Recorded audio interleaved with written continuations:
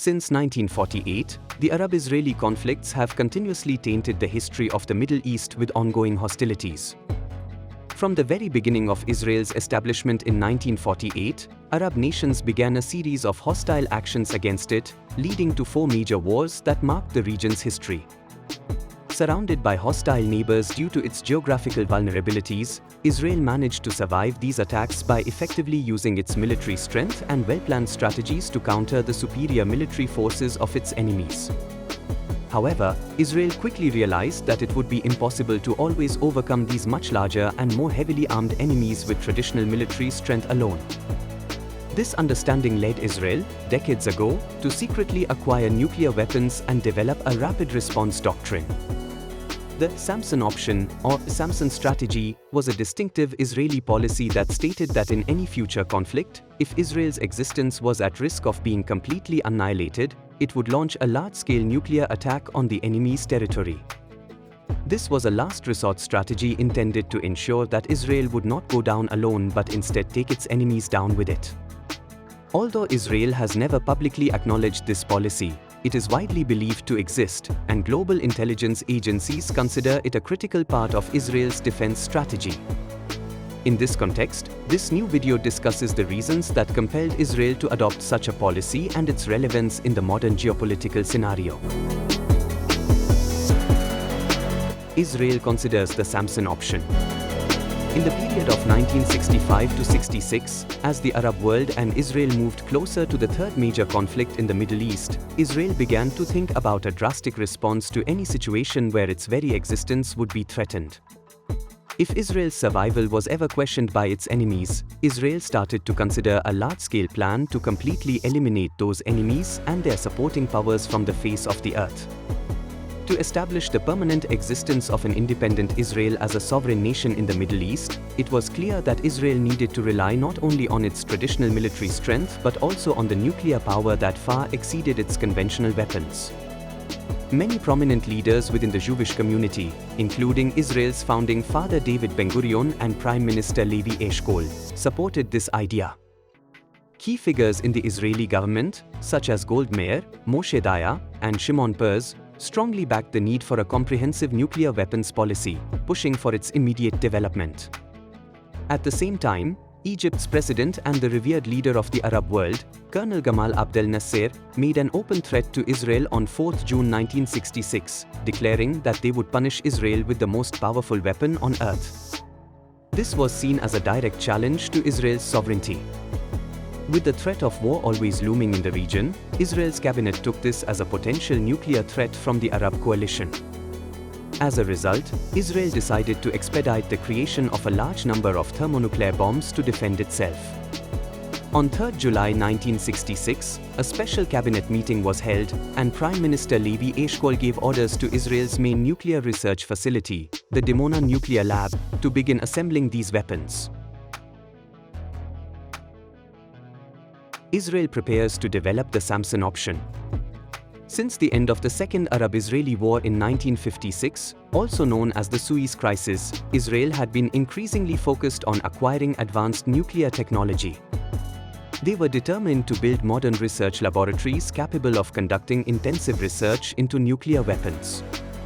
As the Cold War was coming to an end in the late 1950s, Israel's main regional adversary, Egypt, began its own nuclear program with Soviet assistance.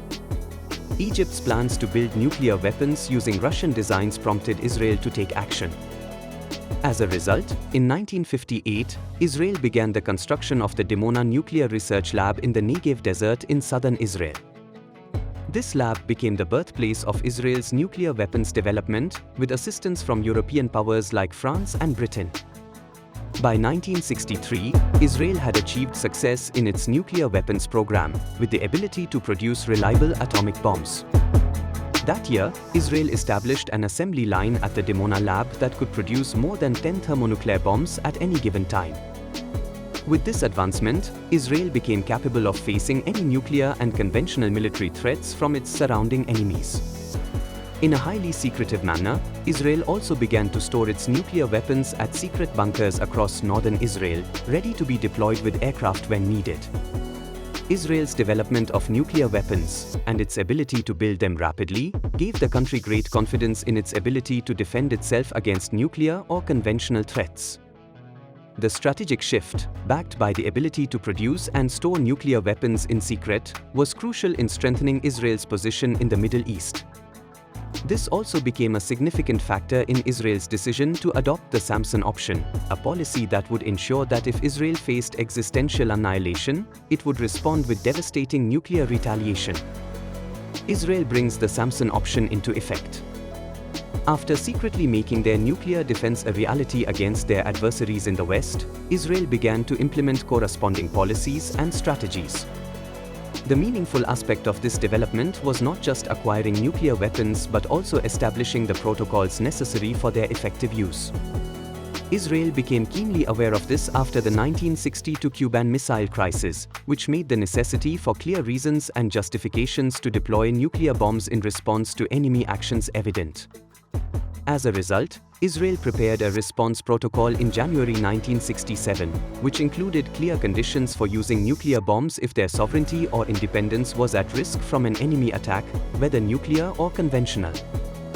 This policy was supported by Israel's political, military, and intelligence leadership and was later approved by the National Cabinet.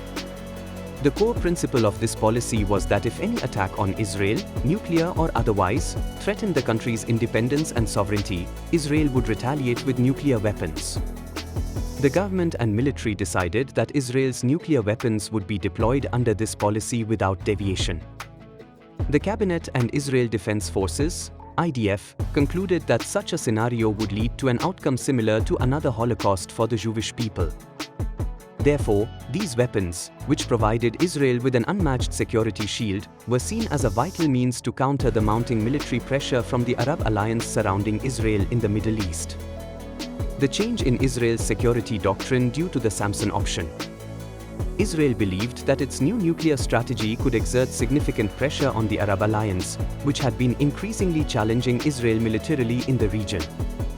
However, there were also voices within Israel advocating for a parallel strategy based on conventional military strength, using traditional weapons to counter threats. Nonetheless, the prevailing opinion was that if Israel were to face either annihilation or a total occupation by its enemies, a final response would involve launching a massive nuclear strike against the adversaries. This position had widespread support among Israel's leadership and the majority of its political and military figures. This reality was confirmed just before the 1967 Six-Day War when Israel's intelligence agency Mossad, along with the IDF, prepared a secret operation to carry out a nuclear explosion in the Sinai Peninsula's El Hassan mountain region on the Egyptian side. The plan was to send a group of about 100 paratroopers, along with more than 5 French-made Super Frelon helicopters, to set up and detonate low-yield nuclear bombs near enemy lines. This plan had been authorized by Prime Minister Levi Eshkol and Defense Minister General Moshe Dayan. However, due to a leak by Soviet spies, Israel was forced to abandon the mission. Despite this, the mere existence of this plan struck fear into Israel's primary enemies, especially Egypt, which was the leading nation in the Arab alliance. The operation showed Israel's willingness to use nuclear weapons to defend itself, and it made clear that Israel should never be underestimated. The lesson learned from this was made even clearer during the 1973 Yom Kippur War, when Israel prepared for a second nuclear strike against its enemies. This time, Israel was ready with a large arsenal of nuclear warheads, prepared to retaliate at a moment's notice. Though the planned attack was eventually averted due to American intervention, Israel's nuclear doctrine was revealed for the first time during this period, cementing its position as a nuclear power in the Middle East. In short, by choosing the Samson Option as their primary nuclear response strategy, Israel ultimately placed itself under a complex and significant nuclear threat in the eastern Mediterranean region. This decision reflected the stark reality of the phrase, "live or die." In the following years, the influence of the Samson Option was prominently evident in all of Israel's military preparations. The selection of Samson, the last judge of the Jewish people and a figure known for his immense strength and tragic end, as the symbol of this policy was a conscious and deliberate choice by Israel. His life story, marked by his faith in achieving freedom even at the cost of his own life, closely mirrored the philosophy of Israel's nuclear doctrine. In the Bible, Samson believed that his freedom could only be secured by confronting his enemies, even if it meant sacrificing his own life. He was famously captured by the Philistines, the arch-enemies of the Jews, and was ultimately driven to destroy many of them at the cost of his own life. Thus, Israel's adoption of the Samson option represented a final stand for the survival of the state and its citizens.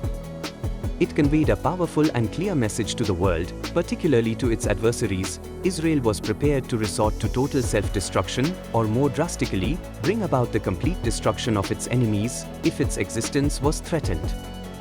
This message was as clear as daylight and symbolized Israel's commitment to defend its people at all costs, using its nuclear capabilities as a last resort.